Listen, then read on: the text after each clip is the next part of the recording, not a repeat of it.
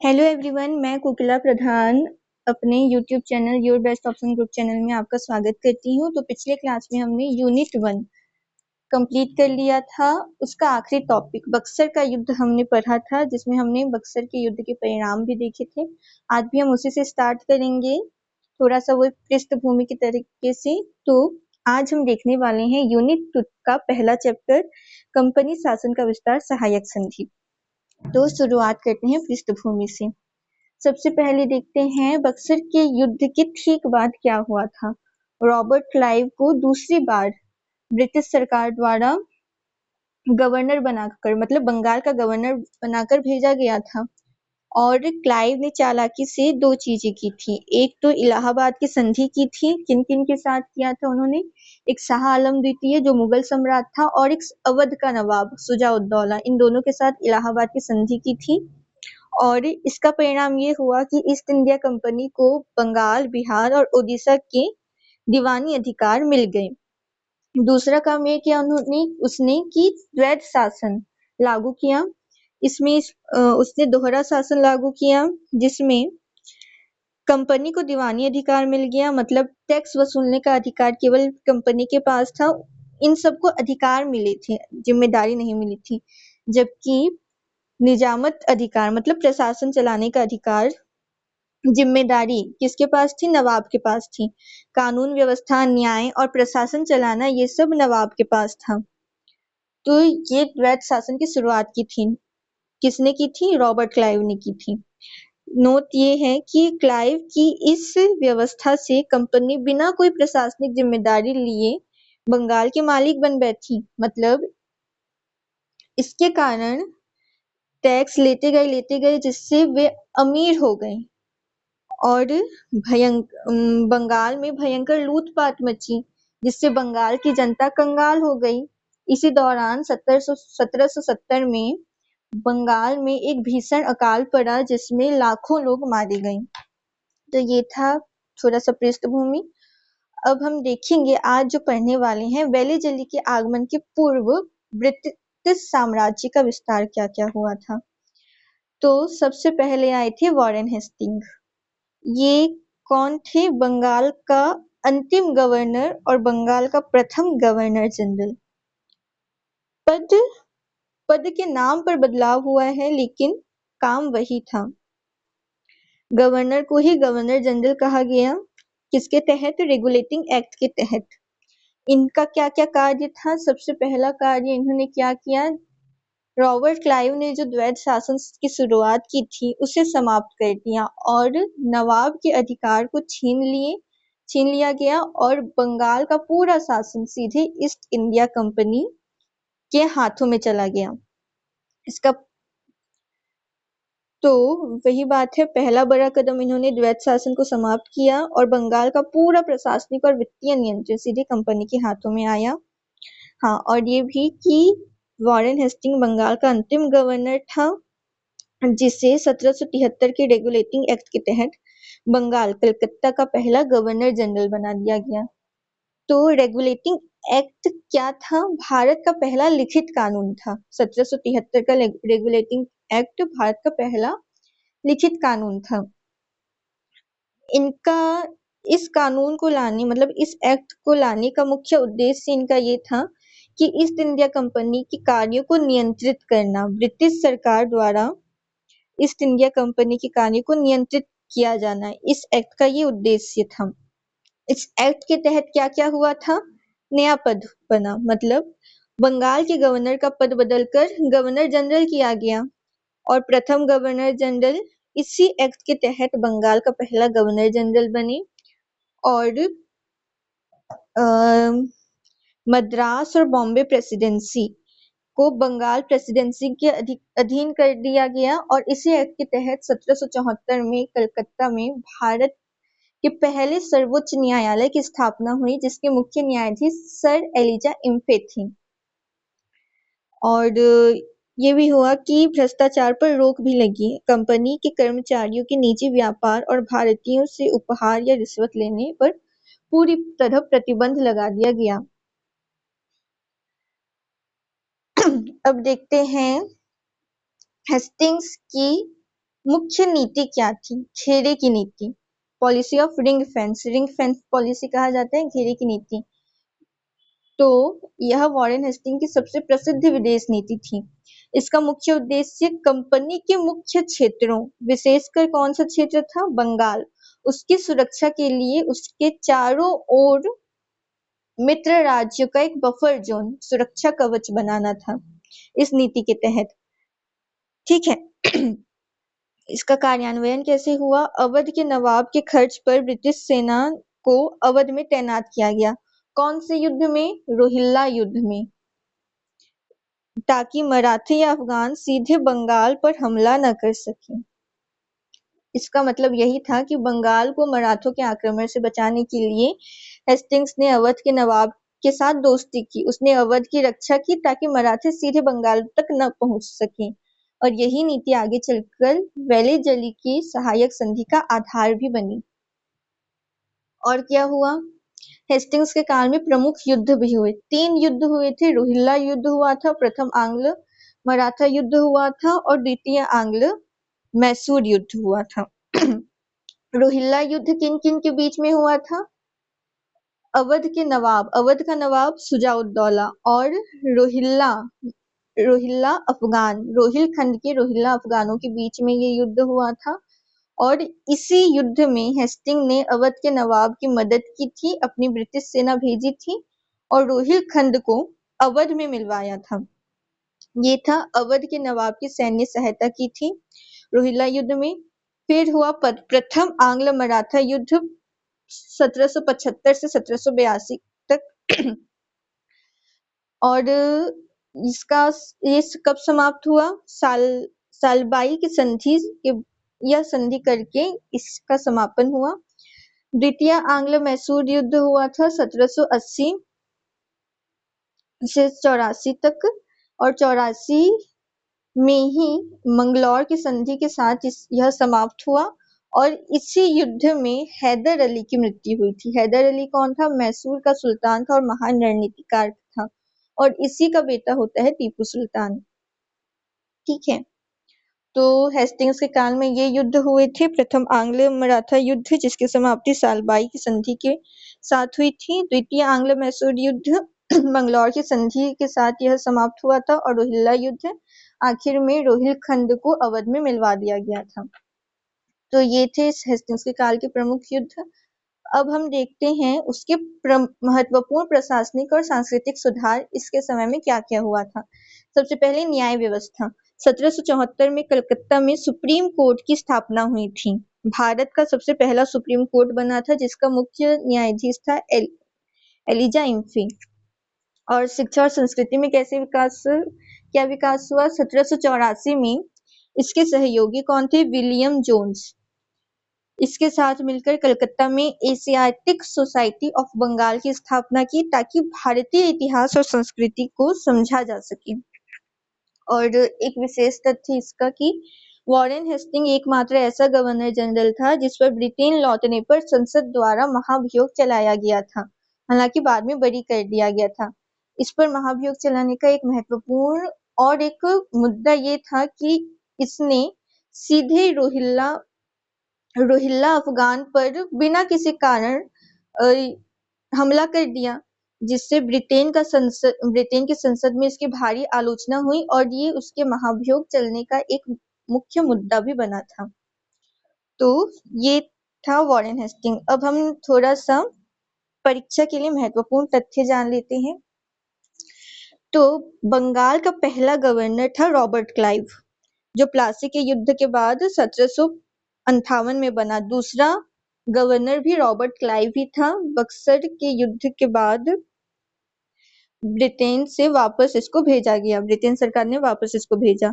बंगाल का अंतिम governor Warren Hasting था और 1772 से 1784 तक बंगाल का गवर्नर रहा, और 1773 के रेगुलेटिंग एक्ट के तहत बंगाल का पहला गवर्नर जनरल भी यही रहा। और बंगाल का अंतिम गवर्नर जनरल कौन था? Lord William Bentinck. और इसे भी 1833 के चार्टर एक्ट के तहत पूरे भारत का पहला गवर्नर जनरल बना दिया गया। किसे? लॉर्ड विलियम बेंटिक को। ठीक है। अब हम देखते हैं दूसरा गवर्नर जनरल जो भारत आया था। दूसरा है लॉर्ड कॉर्नवालिस। वालिस 1786 से 1793 तक इसका कार्यकाल था। इसकी पहचान क्या थी कि भारत में ब्रिटिश प्रशासनिक ढांचे को आधुनिक बनाने वाली गवर्नर जनरल थी। इसे क्या उपाधि मिली थी? मतलब ये सिविल सेवा और पुलिस सेवा का वास्तविक जनक इसे माना जाता है। और इसने क्या क्या सुधार किया? उन्होंने कंपनी के अधिकारियों के भ्रष्टाचार को रोकने के लिए उनके निजी व्यापार पर पूरी तरह से रोक लगा दिया और उनके वेतन में भारी बढ़ोतरी भी की। इसका विशेष तथ्य ये है कि कॉर्नवालिस एकमात्र ऐसा गवर्नर जनरल है जिसकी समाधि भारत में है, गाजीपुर उत्तर प्रदेश में स्थित है। तो इसका मुख्य सिद्धांत, इसका मुख्य नीति क्या इसने क्या किया? कॉर्नवालिस कोड दिया, मतलब कॉर्नवालिस कोड ये उसका मतलब 1793 में उसने एक कानून संहिता तैयार किया था जिसे हम कॉर्नवालिस कोड कहते हैं। और किस सिद्धांत पर तैयार किया? शक्तियों के पृथक्करण के सिद्धांत पर तैयार किया। और इसके तहत क्या बदलाव हुआ? उन्होंने कर वसूलने वाले अधिकारी कौन? राजस्व प्रशासन वाले, और न्यायिक प्रशासन वाले जो कि न्याय करने वाले अधिकारी हैं, उनके पदों को अलग अलग कर दिया। यानी कलेक्टर से न्यायिक शक्तियां छीन ली। ठीक है।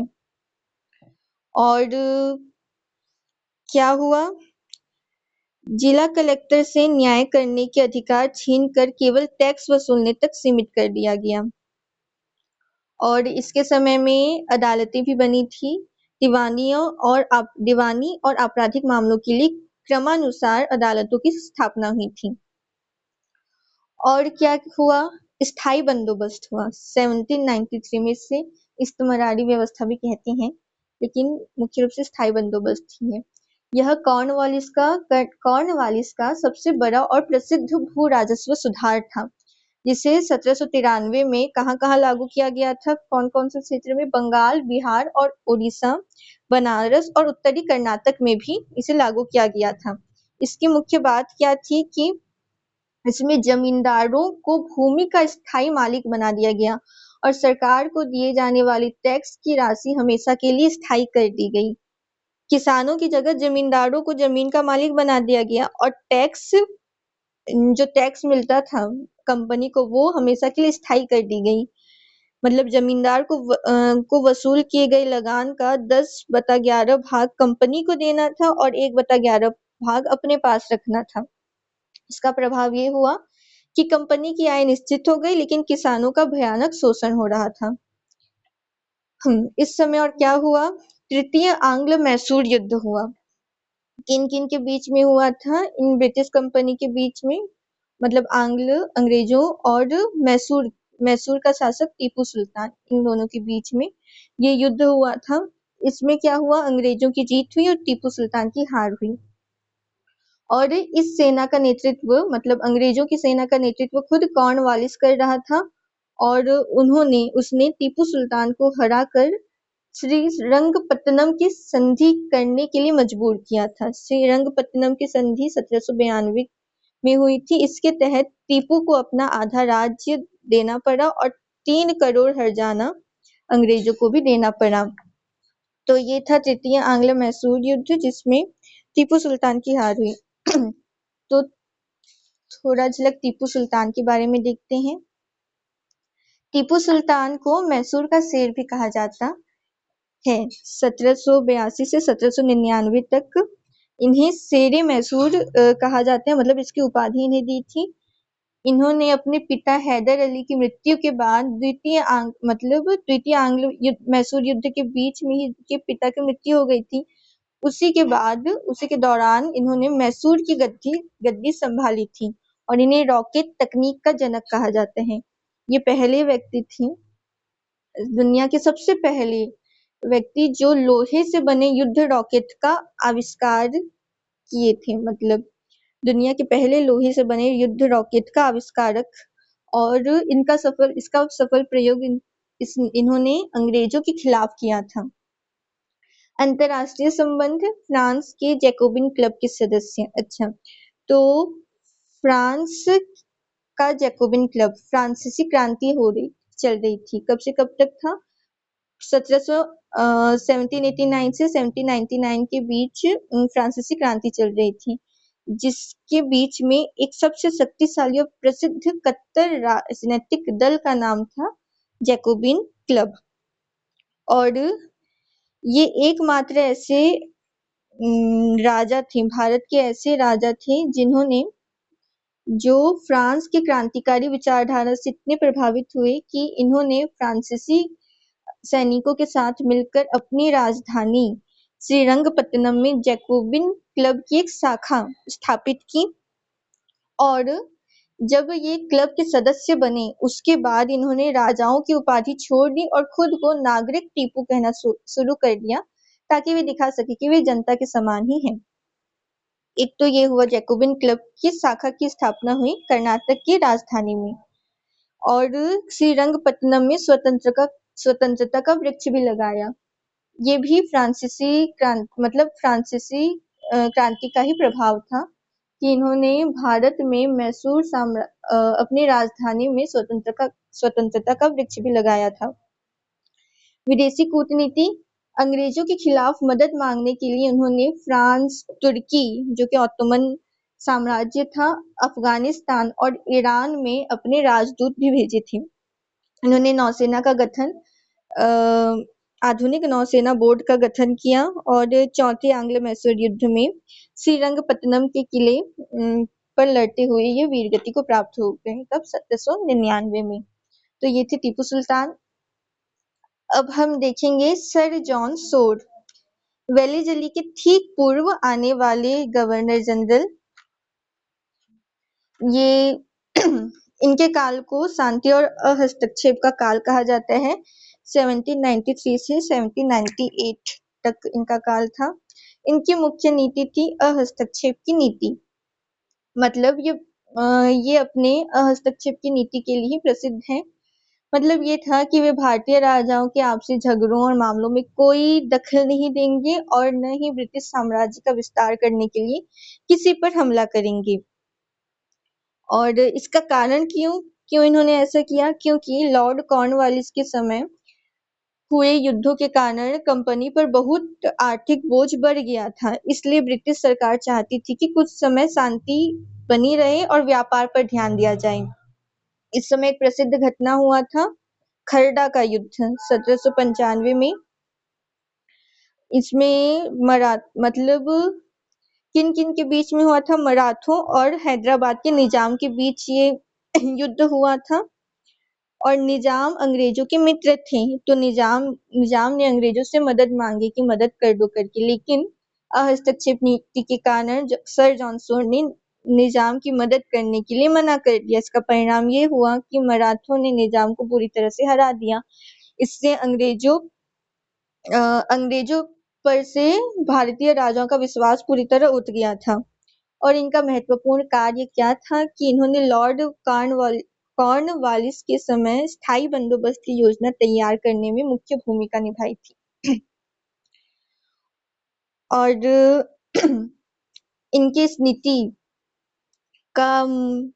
इस शांत नीति का परिणाम क्या हुआ कि ब्रिटिश प्रभाव कमजोर होता जा रहा था और फ्रांसीसियों का प्रभाव बढ़ते जा रहा था। भारत में फ्रांसीसियों का प्रभाव बढ़ते जा रहा था। टीपू सुल्तान और हैदराबाद के निजाम अपनी सेनाओं में फ्रांसीसी अधिकारियों को भर्ती करने लगी, तो और मराठे भी शक्तिशाली हो चुके थे। इस स्थिति को देखकर ब्रिटिश सरकार घबरा गई और उसने सर जॉन सोर को वापस बुलाकर एक आक्रामक व्यक्ति लॉर्ड वेलेजली को भारत भेजा, ताकि वह फिर से ब्रिटिश ताकत को स्थापित कर सके। तो आज हमने क्या-क्या देखा? पृष्ठभूमि। रॉबर्ट क्लाइव भारत में उसने बंगाल में द्वैत शासन लागू किया। बक्सर युद्ध के ठीक बाद इलाहाबाद की संधि की। वॉरेन हेस्टिंग के बारे में जाना, बंगाल का अंतिम गवर्नर और पहला गवर्नर जनरल बना। इनकी घेरे की नीति रिंग फेंस पॉलिसी मशहूर है, इसने शुरुआत की थी और द्वैत शासन को खत्म किया था। महत्वपूर्ण पद भी जाने देखिए, बंगाल का पहला गवर्नर रॉबर्ट क्लाइव, बंगाल का अंतिम गवर्नर और पहला governor general Warren Hasting, Bengal का अंतिम गवर्नर जनरल और भारत का पहला गवर्नर जनरल बंगाल का अंतिम गवर्नर जनरल और भारत का पहला governor general Lord William Bentinck. Lord Cornwallis Bharat में सिविल सेवा और पुलिस के जनक, शक्तियों के पृथक्करण के लिए कॉर्नवालिस कोड और स्थायी बंदोबस्त लागू किया।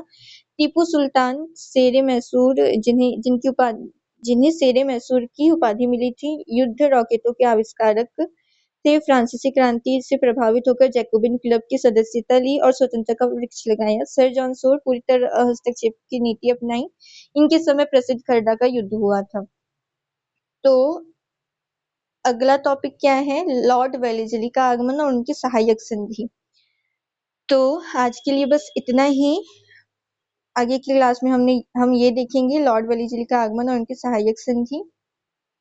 अगर वीडियो पसंद आई हो तो लाइक शेयर और सब्सक्राइब जरूर करना। धन्यवाद। Thank you for watching.